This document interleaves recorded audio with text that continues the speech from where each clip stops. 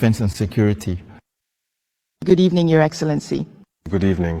Some of your critics regularly bring up a statement you made, and this statement dates back to the very beginning of your time in power, when you said that if everything was put in place, 3 months would be enough to move towards ending the war. These critics now say that 3 years later, the war is still not completely over. Mr. President, how do you respond to this tonight? All right, thank you very much, and thank you all for coming to this interview. It's true, that's what we would have wished for, but things did not go as expected, and I said if everything was put in place. So, there are several approaches to implement in order to achieve this goal within the given time frame, but not everything was carried out as we had hoped. First, adversity. So, as soon as we came to power, we had hoped that we would be allowed to work quickly and make progress. Unfortunately, some people approached us and wanted us to go along with their agenda because their goal was not for the war to end so soon. I'm talking about certain foreign forces that were present on our soil. We had heated debates with diplomats from elsewhere on the matter, but no one wanted us to move toward ending this war. We understood this through their message. If people come to us and tell us that we have to accept that they support the terrorists while also supporting us, it means exactly what it sounds like. This is a war being deliberately maintained.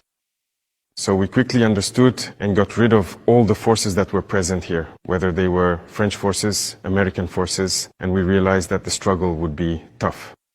The second thing was also that we believed we at least had a minimum stock of weapons and ammunition. Today, I can tell you what I actually found in stock, for example. There was, for all of Burkina, less than 100,000 Kalashnikov rounds, and as for weapons, we barely had 100.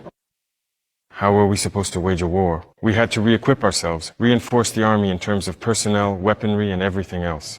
That's why the 3-month objective, if this prerequisite had been met, would have been entirely possible, but there was nothing. We were not prepared for war, neither in terms of equipment nor in terms of manpower. Precisely, Mr. President. As you just said, when you took power, if we want to put it bluntly, there were more men than ammunition in the Burkinabe army. And today, where do we stand with the armament program for that army? And what are the signs that it is gradually gaining strength? Very well. As I said, I can't fully describe the situation as it was. It was catastrophic. And as I mentioned, you might be concerned. There may even be soldiers in this room who were on the front lines without weapons. That actually happened in our army. So these are situations where you might think it was just, I wouldn't say bad faith, but rather an incomprehensible situation. For us, the weapons were there, but they refused to equip us. But when we were confronted with reality, we quickly decided to first focus on arming the personnel who were present.